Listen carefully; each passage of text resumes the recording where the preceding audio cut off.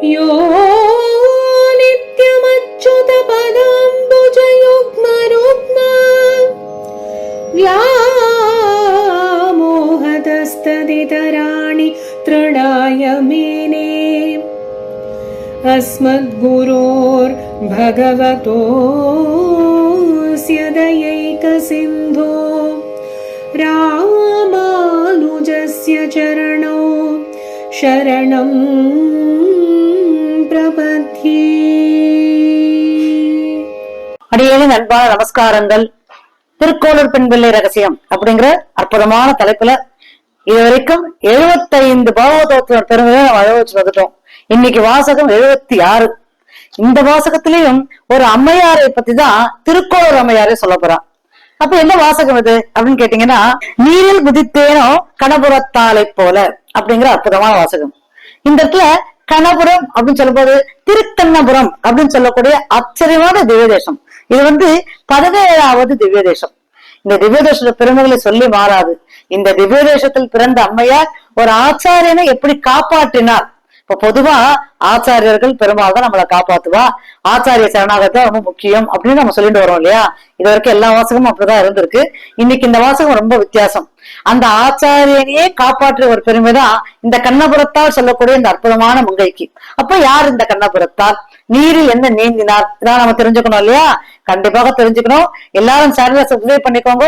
நான் எப்பவும் சொல்றதுதான். இன்னொரு 6-7 வாசகம் தான் இருக்கு. திருக்கோளூர் பெண் ரகசியமே முடிய போறது. ஆனா எல்லாரும் எல்லா வாசகங்களிலும் விடாம கேளுங்க. ரொம்ப ஆச்சரியமாக இருக்கும். ரொம்ப அற்புதமான வாசகங்கள். அன்றாடம் இந்த வாசகங்களை நம்ம சேவிச்சாலே நமக்கு நிறைய புண்ணியம். அப்பேற்பட்ட அற்புதமான விஷயங்கள் தான் அதுல இருக்கு. எல்லாரும் வாங்கோ. இன்னைக்கு யார் இந்த கண்ணபுரால், எந்த ஆச்சாரியனை அவர் காப்பாற்றினார் அப்படிங்கறத எனக்கு சொல்ல போறேன். கடைசி வரைக்கும் கேளுங்கோ.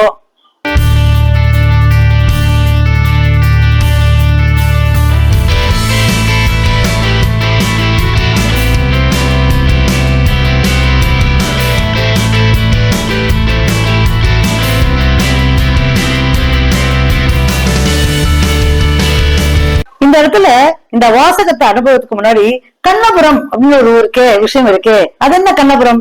திருக்கண்ணபுரம் அப்படின்னு சொல்லக்கூடிய ரொம்ப ஆச்சரியமான அற்புதமான விதேசம். இந்த திருக்கண்ணபுரம் சொன்ன உடனே ஒரு முக்கியமான விஷயம் என்ன தெரியுமோ? பஞ்ச கிருஷ்ண கஷேத்திரத்துல ஒரு முக்கியமான கஷேத்திரம் இது. பஞ்ச கிருஷ்ண கஷேத்திரமா? இது துவாரகா, பஞ்சத்வாரகா சொல்றாலே அந்த துவாரகாவா? ஒருவேளை பெருமாள் விளையாடினாரு பிருந்தாவன், அதை பத்தி எல்லாம் சொல்றேன்னு கேட்டா இல்ல.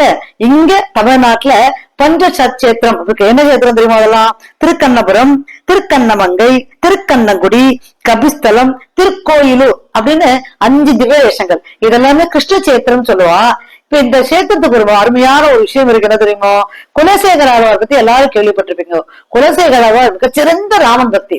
ராமன் பக்தி அப்படின்னு சொல்லும் போது ராமன் வாழ்ந்த காலத்திலேயே தானும் வாழ்ந்திருக்கார் அப்படிங்கிற ஒரு முழு எண்ணத்துல வாழ்ந்தவர் அவர்.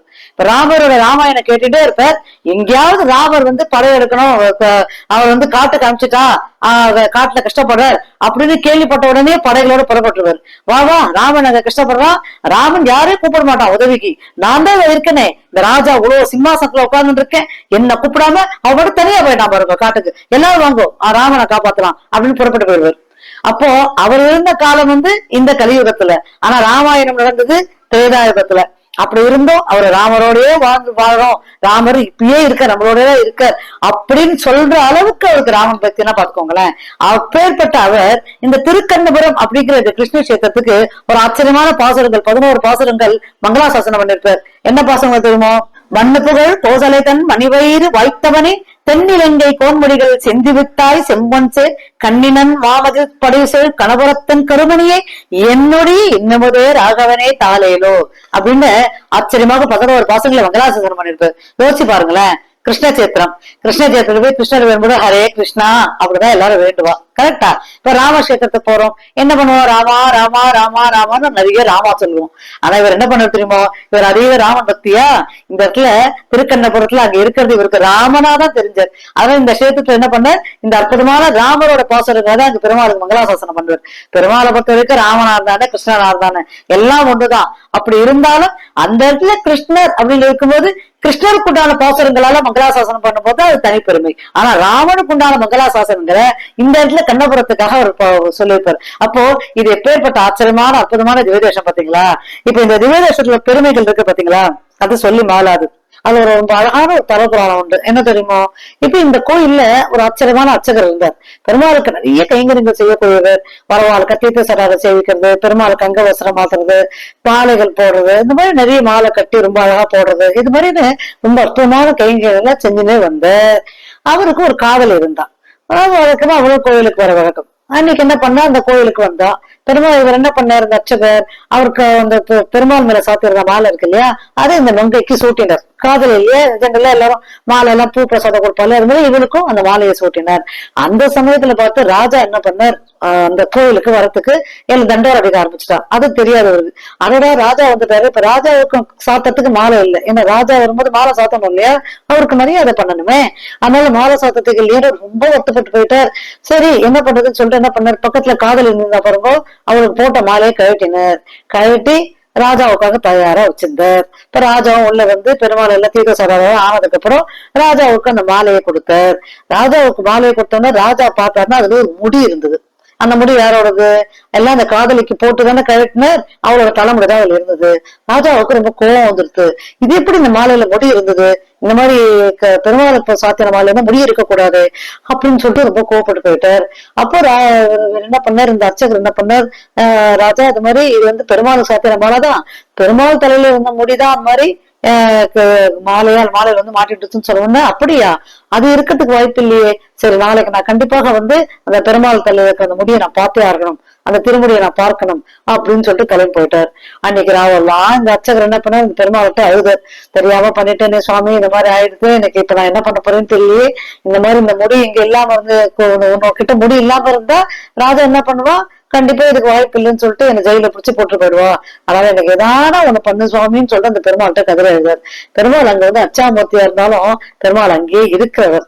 ஏன்னா கிருஷ்ணர் சேர்க்கிறவர். உடனே பார்த்தார், அவரோட தலையில ரொம்ப ஆச்சரியமாக சௌரி வந்துதான். அதனால இங்க இருக்கிற பெருமாளுக்கு சௌரிராஜ பெருமாள்னு பேரு. ஏன்னா முடி ரொம்ப விசேஷம், இங்க அவ்வளவு அழகா இருப்பார். அந்த முடியோட ரொம்ப அழகா ஆச்சரியமா காட்சி கொடுப்பார் அவர். சௌரியில அந்த முடி இருந்ததோடும் அதுதான் அந்த மாலையில மாட்டு இருந்தது அப்படின்னு மறுநாள் வந்தார் ராஜா. பார்த்தா ஆமா பெருமாளோட தலையில முடி இருக்கே, அப்போ சௌரி இருக்கு அப்படின்னு சொல்லி இந்த அர்ச்சகரை மன்னிச்சிருவாங்க, என்ன சந்தேகப்பட்டுன்னு சொல்லிட்டு மன்னிப்பு கட்டு போயிட்டார்.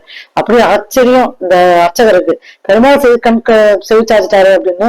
அதுல இருந்துதான் பெருமாளுக்கு அந்த இடத்துல சௌரி இருக்கிற பெருமாள் அவர் சௌரி ராஜ பெருமாள் அப்படிங்கிற ஆச்சரியமா திருநாமம். அவருடைய தாயார் பெயர் வந்து கண்ணபுர நாயகி. ஏன்னா திருக்கண்ணபுரத்துல இருக்கா இல்லையா, அதனால கண்ணபுர நாயகி. அந்த சௌரி இருந்த முடிதான் இது அப்படின்னு அந்த பக்தனை காப்பாத்துறதுக்காக பெருமாளே காட்சி கொடுத்து இந்த ஏற்பாடு பண்ணார் அப்படின்னு சொல்லக்கூடிய அற்புதமான ஒரு திருவரலாறு இருக்கக்கூடிய திவ்யதேசம் தான் இந்த திருக்கண்ணபுரம் அப்படின்னு சொல்லக்கூடிய சௌரிராஜ பெருமாள். ஏன்னா அவருக்கு சௌரி முடி அவ்வளவு அழகா அலங்காரம் பண்ணிருப்பாளாம் சௌரி முடியாலேயே. இதே கஷேத்திரத்துக்கு இன்னொரு சின்ன வரலாறு இருக்கு, அதையும் சொல்லிட்டு இப்ப நம்ம நிச்சயமாக போலாம். இதையே முக்கியமா சொல்றேன்னா, இப்ப போன பாகத்துல நம்ம பார்த்தோம், போன பாகத்துக்கு முந்தைய பாகத்துல வானில் உணா வந்து உபரி சரவசு அப்படிங்கிற ஒரு மன்னனை பத்தி நம்ம பார்த்தோம் இல்லையா. அந்த மன்னன் சம்பந்தப்பட்ட கதை இந்த திருக்கண்ணபுரத்துக்கு உண்டு. என்ன தெரியுமோ, இந்த மன்னனுக்கு பத்மினின்னு ஒரு பொண்ணு இருந்தா, ரொம்ப அழகா இருப்பா. அவோ இந்த திருக்கண்ண பெருமாளையே கல்யாணம் பண்ணிக்கணும்னு தவம் இருந்து அவருக்கு பிறந்தா. அதனால அவர் திருக்கண்ண பெருமாளையே நினைச்சிருந்தா. இப்ப திருக்கண்ண பெருமாள் எப்படி கல்யாணம் பண்ணிப்பார், அது ஒரு சின்ன விஷயம் ஏற்படுத்தணும் இல்லையா.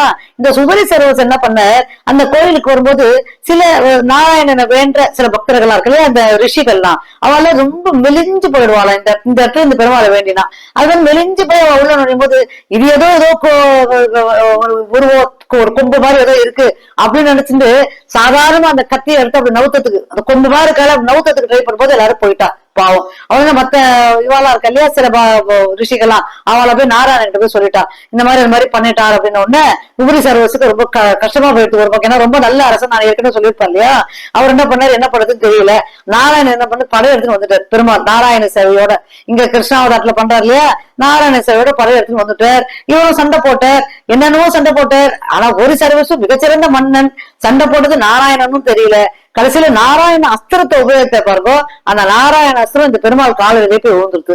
அப்பதான் தெரிஞ்சது உபரி சர்வஸுக்கு, அதான் நம்ம இவ்வளவு நேரம் போராடினது நம்மளோட பக்தன், நம்மளோட இவ்வளவு நம்ம போராடுறது என்னோட நாராயணன் கிட்டயா அப்படின்னு அப்படியே கதறி அழுவார். உடனே பகவான் அவருக்கு காட்சி கொடுத்து சரி பண்ணதெல்லாம் மன்னிச்சுட்டு அப்படின்னு சொல்லி அவரோட மகள் பத்மா இருக்கா இல்லையா, அவளையே திருமணம் செய்து கொண்டார் இந்த கஷேத்திரத்துலதான். அப்பேற்பட்ட ஆச்சரியமான இந்த திருக்கண்ணபுரம் அப்படிங்கிற திவ்ய தேசத்துலதான் ஒரு அம்மையார் வாழ்ந்து வந்தா. இப்ப இவரோட திருநாமம் எதுவும் இல்லையான்னு கேட்டா திருநாமம் கிடைக்க பெறல. இந்த பொதுவாக அந்த காலத்துல என்ன பண்ணுவோம்னா அந்த இடத்துல பிறந்திருக்கா இல்லையா, அந்த திவ்ய தேசத்துல பிறந்தாலும் சரி இல்ல இப்ப திருக்கோளூர் பெண் பிள்ளையை நம்ம சொல்றோம். இதுலயே பாத்தீங்கன்னா இந்த பெண் பிள்ளையோட பேர் என்ன அப்படிங்கிறது யாருக்கும் தெரியாது. ஆனா திருக்கோளூர் அப்படிங்கிறது திவ்ய தேசத்துல பிறந்ததுனால திருக்கோளூர் பெண் பிள்ளைன்னு சொல்றோம் இல்லையா. அது மாதிரிதான் இந்த கண்ணபுரத்து மங்கையும் இவளுக்குன்னு தனியாக திருநாமங்கள் இருக்கா அப்படிங்கிறது கிடைக்க பெறல. ஆனா அவ திருக்கண்ணபுரத்துல பிறந்த மங்கை. ஏன்னா அந்த பரிசில்ல திருக்கண்ணபுரத்துக்கு போகிறதுக்காக தான் அந்த காவிரி கரையில அவ காத்திருந்தான். அது ஓரளவுக்கு தெரிய வந்ததுனால அவள் கண்ணபுரத்து மங்கை அப்படிங்கிற அந்த ஒரு அடையாளத்தோடைய அந்த பெண்ணும் வாழ்ந்து வந்தா. அதை பத்திதான் இன்னைக்கு திருக்கோளூர் பெண்மணி எழுத சொல்றா. இந்த பெண்மணி வழக்கமா என்ன பண்ணுவாலாம், காவிரி கரையில் இருக்கக்கூடிய அரங்கனை சேவிக்கிறதுக்காக வருவா. வருஷம் வருவா, அரங்கனை சேவிச்சுட்டு இப்போ அந்த காலத்துல இப்ப அரங்கன் ரெண்டு காவிரி அந்த பக்கமும் இந்த பக்கமும் பாயிர அப்படியே ஆறா பெருக்கெடுக்கிற இடத்துல அரங்கன் இருந்தாரு. இன்னைக்கு அப்படிதான் இருக்கு. ஆனா காவிரியோட தண்ணி தான் அவ்வளவா இல்ல. இப்ப காவிரியில அந்த அளவுக்கு பெருக்கெடுக்கக்கூடிய அளவுக்கு இருக்கும். அப்போ அரங்கன் அங்க நடுவில் காட்சி கொடுப்பார். அங்க தரிசனம் நல்லா முடிச்சுட்டு இவன் என்ன பண்ணுவான், அங்கிருந்து புறப்பட்டு அந்த பரிசல் இருக்கும் நடுவுல, அதாவது அந்த காவிரியில இந்த கரையில அந்த கரைக்கு போனதுக்கு அப்புறம் தான் அப்ப எந்தெந்த ஊர்களுக்கு வராலும் அந்த ஊர்களுக்கு அவ போயிடலாம். அப்ப அந்த கரையை தாண்டணும் இல்லையா. அப்ப அந்த பரிசல்கள்லாம் ஓட்டு வரும் அழகா. நான் ஏற்கனவே சொல்லியிருக்கேன் இல்லையா, இந்த பெண்மணி ரொம்ப ஞானம் இருந்த பெண்மணி, ஆழ்ந்த பக்தி இருக்கு. இப்ப ஆழ்ந்த பக்தி பெருமாள் கிட்ட மட்டும்தான் இருக்கான்னு கேட்டா இல்ல, ஆச்சாரியன் கிட்ட அவ்வளோ பக்தி அவளுக்கு. அங்க இருக்கிற ஆச்சாரியர்கிட்ட, வைணவ ஆச்சாரியர்கிட்ட அந்த அளவுக்கு அது அவளுக்கு முடிந்த கடமைகள், அவளுக்கு முடிந்த கைங்கரைகளை செய்து அப்புறம் தான் புறப்படுவா பெருமாளையும் சேவிச்சுட்டு. அதனால அவ என்ன பண்ணா, இன்னைக்கு ஒரு நாள் அந்த அரங்கனா சேவிச்சுட்டு ஆச்சாரியர்களையும் சேவிச்சுட்டு சரி அங்கிருந்து புறப்பட்டு இந்த கரைக்கு வரணும் இல்லையா. ஏன்னா பரிசல் மூலியமா தானே அந்த கரைக்கு போகணுமே, அதுக்காக காத்திருந்தா கரையில. அந்த சமயத்துல சில வைஷ்ணவ ஆச்சாரியர்கள் அவளும் இந்த கரையில இருந்து அந்த கரைக்கு போகணும் அப்படின்னு நின்றா. இப்ப 2 பேரை நின்றாலா. அந்த சமயத்துல படகு அந்த பரிசல் வந்தது. பரிசல்ல பொதுவா பாத்தீங்கன்னா நிறைய பேர்லாம் ஏற முடியாது. ஏதோ ஒரு 10 பேர் ஏறலாம் அந்த படகுல. என்னாச்சு, எல்லாம் ஒரு 10 பேர் ஏறணும் அப்படிங்கிறது. இதை பத்தி இந்த ஆச்சாரியர்கள் ஒரு 5-6 பேர் ஒரு 8 பேர் இருந்தா, இங்க திருக்கண்ணை மங்கை அந்த கண்ணபுரத்து மங்கை இருக்கா இல்லையா, அவ கூட ஒரு 2-3 பேர் இருந்தா. சோ எல்லாரும் அந்த படகுல ஏறினவுடனே அந்த பரிசல்காரர் என்ன பண்ணா, படகு வெதுவா ஓட்ட ஆரம்பிச்சான். அப்படியே சந்தோஷமா படகு போயிட்டே இருந்தது பாருங்க. அந்த சமயத்துல வானம் அப்படியே கருத்து போய் பயங்கரமா இடி இடிக்க ஆரம்பிச்சு, மழை வர ஆரம்பிச்சுது. இப்ப என்ன ஆச்சுன்னா, படகுக்காரனால ஓட்ட முடியாது இல்லையா. ஏன்னா அவன் கஷ்டப்பட்டு பரிசல் போட்டு ஓட்டணுமே, அவனால ஓட்ட முடியல. ரொம்ப சமமா இருந்தது. அவன் சொன்னான், அப்பா இந்த படகை என்னால ஓட்ட முடியல, உங்கள யாராவது ஒருத்தரோ 2 பேரோ இந்த தண்ணியில குதிச்சு நீந்த தெரிஞ்சவோ குதிச்சிட்டீங்கன்னா கொஞ்சம் படகுல கொஞ்சம் ஆள் குறைஞ்சதுன்னா என்னால கொஞ்சம் சாதாரணமா என்னால கொஞ்சம் கஷ்டப்பட்டியாவது நான் ஓட்டி போக முடியும். இல்லைன்னா இந்த கொஞ்ச தூரம் போச்சுன்னா இங்க இருக்கிற எல்லாருமே கீழே விழுற மாதிரி ஆயிடும், எல்லாருக்கும் உயிர் போயிடும். அதனால அந்த மாதிரி நம்ம எல்லாரும் சாகிறத காண்டிலும் யாராவது ஒருத்தர் 2 யாராவது நீத்த தெரிஞ்ச யாராவது இருந்தா கொஞ்சம் கீழே குதிங்கோ அப்படின்னு அந்த படகாரன் சொல்லினே வந்தான். அவன் சொல்லிதான் வந்தான் பாவம். ஆனா யார் குதிக்கிறது, ஏன்னா ஆச்சாரியர்கள் வைணவ ஆச்சாரியர்கள் யாருக்குமே நீச்சா தெரியாது. அவன் என்ன பண்ணா, அமைதியா பாத்துட்டு இருந்தா. கொஞ்ச நேரம் கழிச்சு அப்படி யோசிச்சு பார்த்தா, இந்த உலகத்துல நாம வாழ்ந்து என்ன பண்ண போறோம், எதுவும் பிரயோஜனம் இல்லை. ஏதோ போறோம் வரோம், அது எதுக்கும் உபயோகம் இல்லை இல்லையா. ஆனா அதுல இருக்கிற ஆச்சாரியர்கள்லாம் எல்லாரையும் பெருமாள் இடத்துல அழைச்சிட்டு போறவா இல்லையா. அவர் இடத்துல எல்லா பக்தர்களும் அந்த பெருமாளோட வைபவத்துக்காக காத்துட்டு இருக்காளே. அப்படி இருக்கும்போது நாம இங்க இருக்கிறத விட நாம விழுந்து குதிச்சிடலாம், அவளாவது காப்பாற்றப்படுவா இல்லையா அப்படின்னு என்ன பண்ணா, அந்த திருக்கண்ணபுரத்து மங்கை நேரா அந்த தண்ணியில போய் குதிச்சுட்டான். தண்ணியில குதிச்ச உடனே அங்க இருக்கிற வைஷ்ணவ ஆச்சாரர்கள் எல்லாம் பயந்து போயிட்டான். அதுல ஆச்சாரிய தலைவர் ஒருத்தர் இருந்தார். அவர் ரொம்ப கஷ்டப்பட்டு போயிட்டார். தெரியாம ஆயிட்டு இது மாதிரி குச்சிட்டாலே அந்த எப்படி இருக்கான்னு தெரியலையே அப்படியே கஷ்டப்பட்டு போயிட்டாரு. ஏன்னா ஆச்சாரியர்களுக்குலாம் மனசு ரொம்ப வேலைக்குன மனசு இல்லையா. கண்ணெதிர இந்த மாதிரி இருக்கும்போது அவளால எப்படி அதை தாங்கிக்க முடியும். அவர் அப்படியே ராமா ராமா கிருஷ்ணா கிருஷ்ணா அரங்கா அரங்கா அரங்கான்னு கத்த ஆரம்பிச்சிட்டாரு. ஏன்னா அரங்கன் தானே காப்பாத்தணும், வேற என்ன பண்றது. அரங்கா உன்னை நம்பிதானே இந்த பழக ஏறினோம், இந்த மாதிரி ஒரு விஷயம் நடந்துருது, என் கண்ணெதிர அவ குதிச்சுட்டாரு, இந்த மாதிரி குதிச்சிருவா, அவளுக்கு தானே உயிர் போயிடுத்துனா, அதனால எனக்கு எவ்வளவு மனசு கஷ்டம். கண்ண அரங்கா எனக்காகவா அந்த பெண்மணியை காப்பாத்த கூடாதா அப்படின்னு ரொம்ப அப்படியே பெருமாள் கிட்ட வேண்ட ஆரம்பிச்சு கதற ஆரம்பிச்சிட்டாரு. ஆச்சாரியர்கள் அங்க இருக்கவால எங்க எவள் என்ன தத்தளிக்கிறாளோ அப்படின்னு பாக்குறா. மழையும் விட்ட பாரு இல்ல, ஒரே இருட்டா இருக்கு அங்க. எப்படி கரை சேர்க்கறதுன்னே கரை சேர்றதுன்னே தெரியல. அந்த சமயத்துல அப்படியே ஆச்சாரியன் கத்திட்டு இருக்கும்போது இந்த சமயத்துல இந்த கண்ணபுரத்து மக்கள் இருக்கா பாத்தீங்களா, அவ வந்து ஆச்சாரியரே அது ஏன் இங்க இருக்கேன் அப்படின்னு ஒரு குறை கொடுத்தாலாம். அவ எங்க இருந்தா தெரியுமோ, அந்த ஆற்றுல குச்ச உடனே கோரையா ஒரு மணல் மேடு இருந்தது அந்த ஆத்துக்குள்ள, நீர் மறைச்சிருந்து. அந்த மணல் மேடுல போய் அப்படியே வந்து அப்படியே அப்படியே புடிச்சுட்டு அப்படி நின்றுட்டா அந்த இடத்துல போய். அவளுக்கு ஏற்கனவே கொஞ்சம் நீச்சல் தெரியும். ஆனா அந்த மழை காத்துக்கும் அந்த சூழல் இருக்கிறதுக்கும் நமக்கு நீச்சல் அந்த அளவுக்கு செய்ய முடியாது. அது ரொம்ப கடினமான விஷயம் இல்லையா. ஆனா அந்த கோர பாறையை அப்படியே புடிச்சுன்னு நின்றுட்டா அப்போ அவ குரல் கொடுத்தா, ஆச்சாரியரே இங்க நான் இருக்கேன், என்ன பெருமாள் காப்பாத்திட்டாரு, அரங்கன் என்ன காப்பாத்திட்டாரு, நீங்க பயப்படாதீங்கோ, நீங்க எல்லாரும் பத்திரமா போய் அந்த கரைக்கு போய் சேருங்கோ, நான் எப்படியாவது நான் வந்துடுறேன் நானு, நீங்க கவலைப்படாதீங்கோ அப்படின்னு சொன்ன உடனே ஆச்சாரியர்கள் அப்படியே சந்தோஷமாயிட்டான். அரங்கன் எப்படியோ காப்பாத்திட்டானே அந்த பெண்மணியே, அரங்கன் எப்படியோ காப்பாத்திட்டானே அந்த பெண்மணின்னு சொல்லிட்டு அப்படியே சந்தோஷம் ஆர்ப்பரிச்சாலும். அப்போ அந்த பெண்மணி என்ன பண்ணா, அதுக்கப்புறம் கொஞ்சம் மழை நின்ன உடனே அந்த சுழல்லாம் கொஞ்சம் அப்படியே அடங்கின உடனே மெதுமெதுவே அந்த ஆறு அப்படியே நீஞ்சல் அடிச்சுன்னு வந்து அந்த ஆற்றை வந்து அடுத்த ஆற்றங்கரையில வந்து இறங்கினா.